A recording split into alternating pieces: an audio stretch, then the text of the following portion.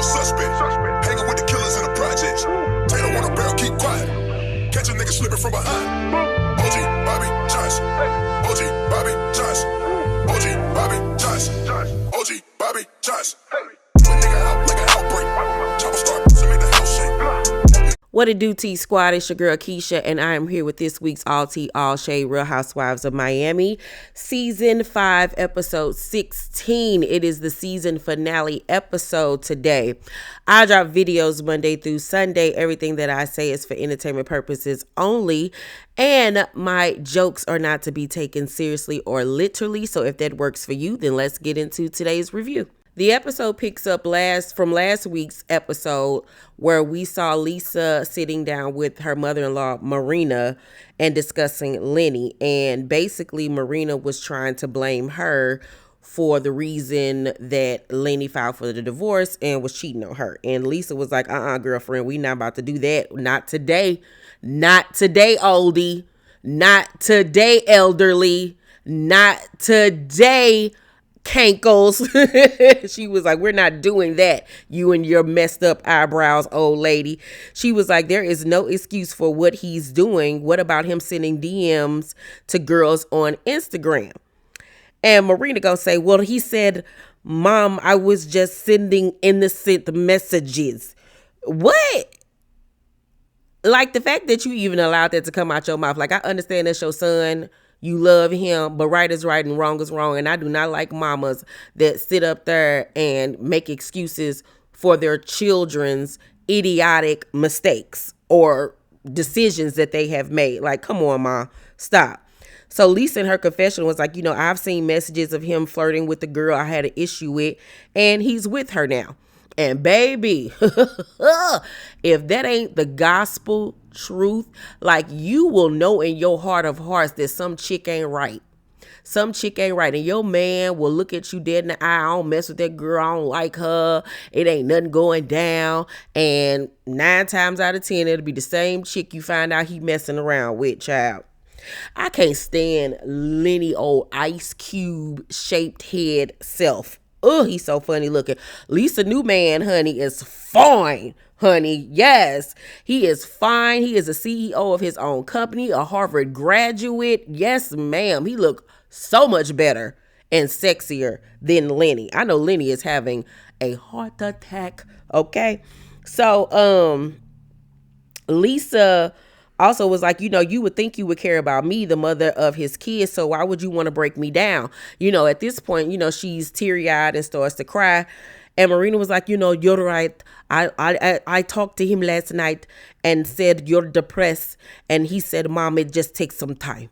And Lisa was like, take some time? Like, yeah, okay. Because he don't care. He don't care about that lady feelings. And so in her confessional, Lisa was like, I feel so alone because I feel like I don't have anyone to talk to. Marina was that person. I'm losing my best friend. I'm losing my extended family, and I possibly might lose my kids part-time. Like, the lady is going through a lot. She might lose her house. Like, it's sad, but I think that this is I don't know why she does not have a relationship with her family. I'm pretty sure that's something she explained when the show was previously on, but I think that she needs to re-explain it so we can understand why she's not that close to her family. But maybe this is the opportunity to heal whatever happened in her family, because she needs her family right now. And she can't continue to depend on Marina and his family, because as you can see, they're going to always choose him. That is their son. You know what I'm saying?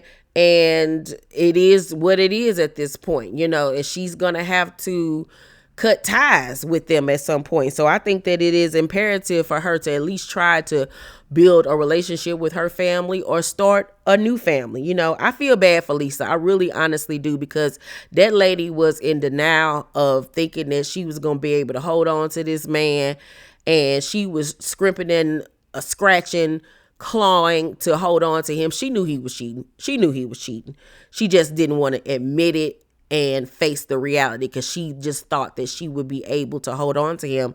And unfortunately, she was wrong. Gertie and Liza have lunch with one another. And make sure you guys tune in today for my video on Larsa Pippen's interview on the Tamron Hall show where Tamron Hall grills her about dating Michael Jordan's son. You do not want to miss it. And my home shopping vlog goes up today as well. So make sure you check out both of those videos.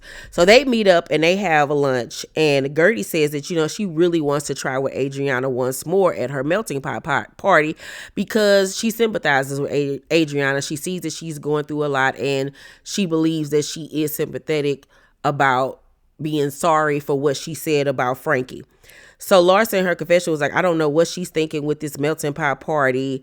And Larsa was like, well, Alexia and Marisol aren't ready to see her.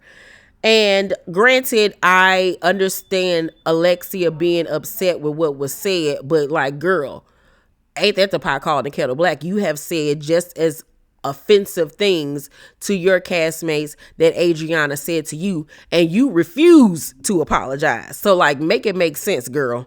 Adriana meets up with legendary producer Emilio Estefan, and he wants to work with her. He's produced a song for her, and that's really huge for her career. I don't really see it for her singing career, but obviously people do. So congratulations to Adriana. Hopefully the song comes out and it's a hit and she makes a coin from it.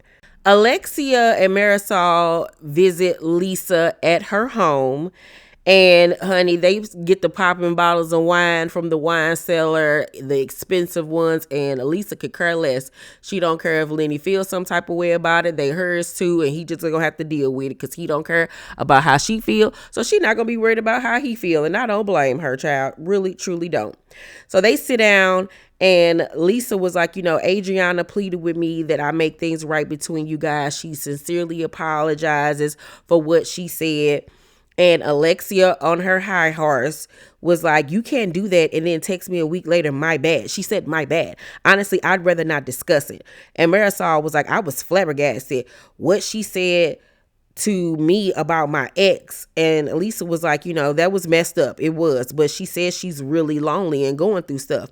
And Alexia was like, sorry she feels this way. She's gone too far. My time is up with her.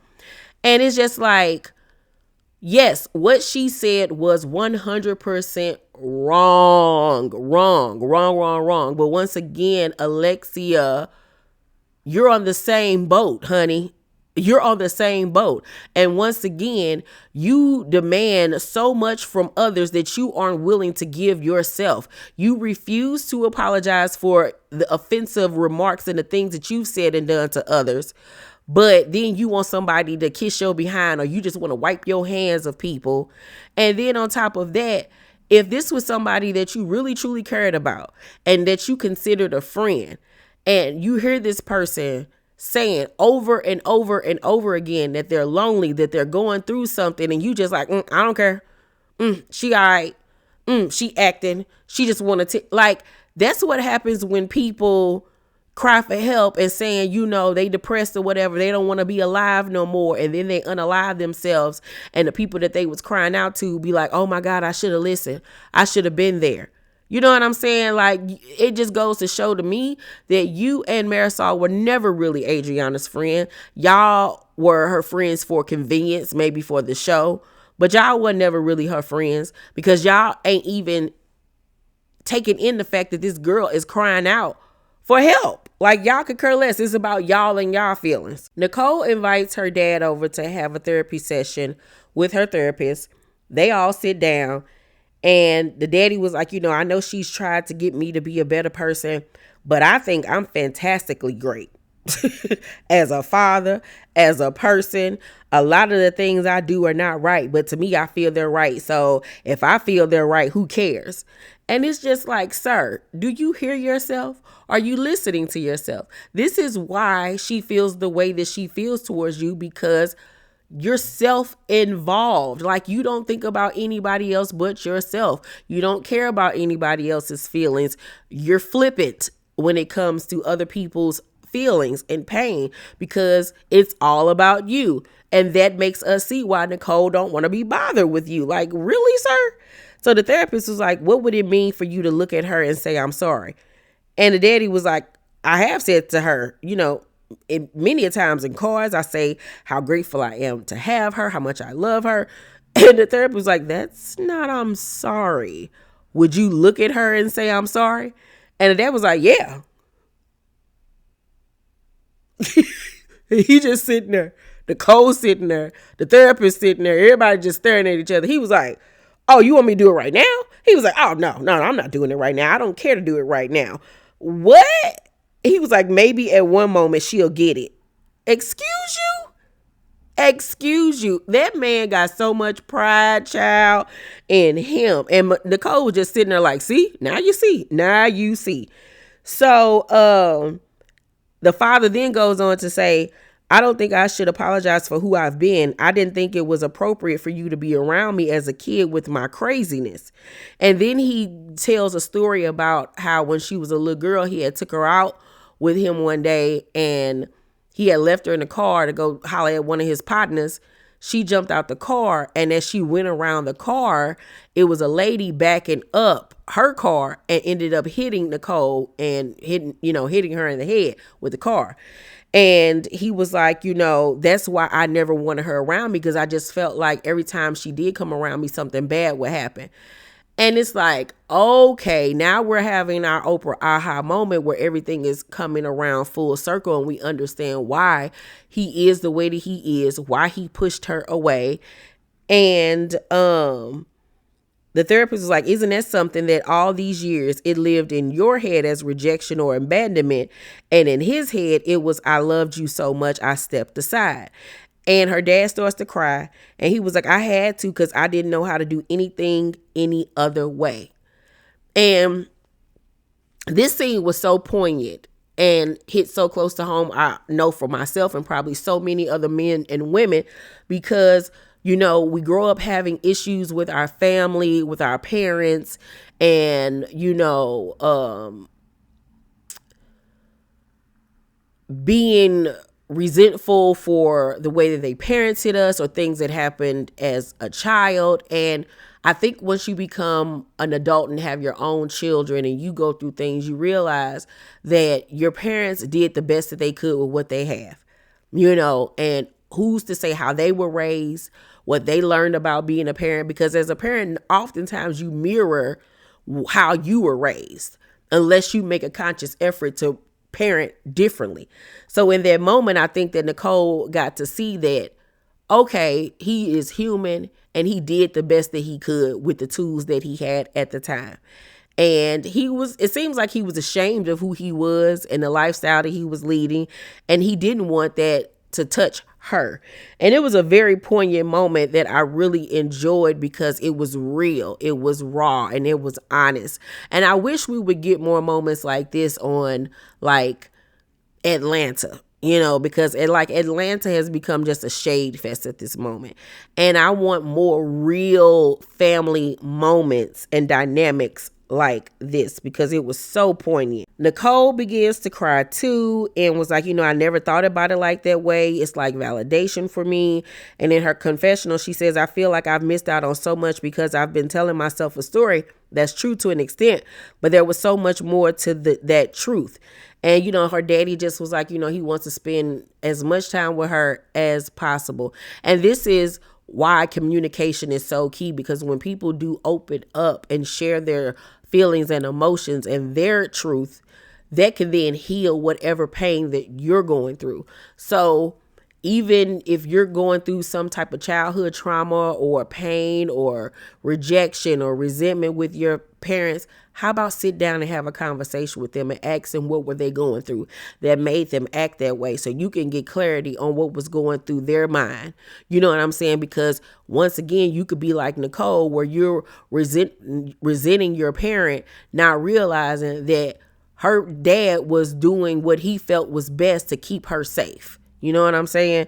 So that was a good scene. It really honestly was. We then see Alexia at home teaching Frankie how to cook so he can become more self-sufficient, which I love. And she then asks him, does he have plans that week to see his dad? And he was like, I don't know. She was like, have you talked to him? And he was like, nah.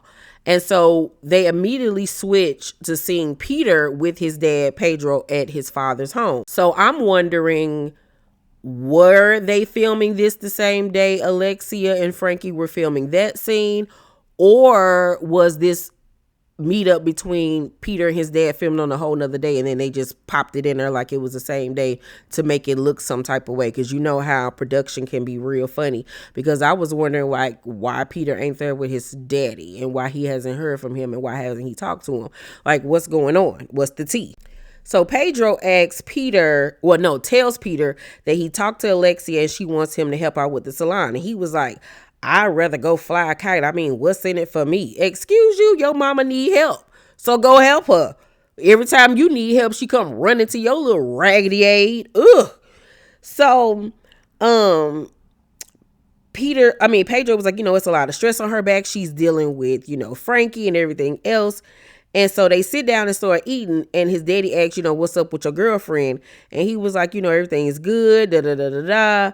And he was like, but my mama keep on, having issues with us because of what happened. Because, the girl had claimed that he had put his hands on her, but then she retracted her statement. And his dad was like, her mom felt the same way about me. She didn't want us to be together, but she still ended up moving out and being with me. And, we had y'all and got married. And so the daddy was like, she's putting you through the same situation she was put through her mom. And Peter was like, exactly, that's why I was going to pack up my bags and dip. I took out a $350,000 loan and went to Puerto Rico to find me a house. If she wants me to help with the salon, then treat me differently, or I'm going to leave and da-da-da. I'm like, first of all, you need to leave anyway. And why are you out here taking out a $350,000 loan on a house? What do you do for a living that you can even afford such, sir? Like, that's so irresponsible, all because you don't want to hear somebody's mouth. Grow up, Peter. Like, Peter to me is a lost cause, child. He worse to me than Frankie. At least Frankie wants to do something with himself and with his, like, Peter is just a spoiled brat. He really honestly is. So it's the day of Gertie's party, and my God, she did a fantastic job. Everything was done impeccably. Everything was Miami themed, bright lights, neon lights, a whole bunch of different colors. She had palm trees and neon signs with all the girls' names hanging from the ceiling on their tables. The girls got to take their neon signs home. She flew in bartenders from New York to make sure the drinks were exactly the way they should be. She had a self-serve van where you can walk up and fix your own favorite cocktail and not have to wait. Then she had moving lights in the ceiling. I mean, one of the best parties I've seen a housewife throw in quite a long time. Like, Gertie did her big one. She really honestly did. So the ladies arrive, and on the way there, Marisol asks Alexia, is she gonna eat? And I'm like, girl, you and your food issues is really starting to bother me. And Alexia's like, I always eat. And here go Marisol, well, I can't wait to have my cockies and just drink. We know, girl. We know you are an alcoholic. Okay, we get it. You don't like to eat. You like to starve yourself. Okay, we get it. But that's not nothing that you should be on national television promoting. Once again, it's not cute, old lady. We then see Julia, Adriana, Larsa, and Nicole all sitting down. And Larsa starts to just swarm Adriana with compliments. And Adriana was like, girl, what's in your drink? Like, why you being so nice to me? And she was like, because I feel like you need validation. And, Larsa was just giving her tough love. Stop telling yourself you're broken, you're good, you have your son, you have your health, which is all true. But you can have everything in the world and still be depressed. Depression doesn't care if you have money and accolades and a family. Like, that does not matter. And this girl keep on telling y'all that she's sad and she's lonely, and y'all keep on glossing over that. And I know that Adriana can be dramatic, but I don't think that she's being facetious in this matter. I think that she's honestly going through something. So Adriana immediately goes up to Alexia and Marisol when they arrive and speaks and apologizes. Her conversation with Alexia is very short, but when it comes to Marisol, she hugs her and she was like, I'm so sorry and I love you. And Marisol says, why would you do that to me? And she was like, I wasn't thinking, like, I apologize. And Gertie comes over and breaks up the conversation by giving Marisol a drink. So they kind of like separate, and then we see Alexia over by Larsa and the girls. And Larsa was like, Alexia, you should just shower Adriana with a bunch of compliments that it becomes annoying to her. And Alexia's like, my kids need attention, so you got the wrong one over here. I'm not doing all of that. Okay, ugly, sit down. Ugh, girl, ugh. Sitting up here looking like Gene Simmons. Girl, okay. So then the girls all sit down at the table, you know, to drink and eat and talk. And Alexia tells Adriana that she loves her song, but she still ain't messing with her like that. So Gertie then gives up and gives this Young and the Restless, Bold and the Beautiful speech where she teary-eyed and crying and telling Adriana, we're not going to give up on you. We love you and we know you're going through stuff. And I'm like, Gertie, all of that was not needed and necessary. So then Adriana stands up and gives a heartfelt apology to Alexia and Marisol. And Alexia was like, you know, it's so hard for me. Why did you do that? It was wrong. And Adriana was like, the only thing I could think of is I was having a mental breakdown. And Marisol was like, that's a horrible excuse. I'm not taking it. I was in a worse place than her. Okay, girl, this ain't about you. You don't know if you're in a worse place than her. And it ain't for you to accept Alexia's apology or not. Y'all ain't the same person. Y'all ain't Tia and Tamara or Mary Kate and Ashley. Sit down. Y'all more like Arnold Schwarzenegger and Danny DeVito. Like, girl, be quiet. Crypt keeper fake ass. Ugh, she gets on my nerves. Adriana then, you know, keeps her cool and says that she's sorry again. And Alexia was like, actions speak louder than words. Think about the words you use. Oh, think about the words you use. You need to take your own advice then, lovely. And she was like, own your actions. I would have started beatboxing because I know you are not, ma'am.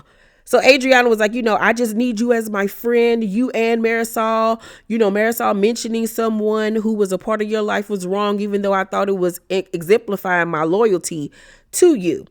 And Marisol was like, I'm not going to accept your apology because you effed yourself. I'm always making excuses for you with everybody.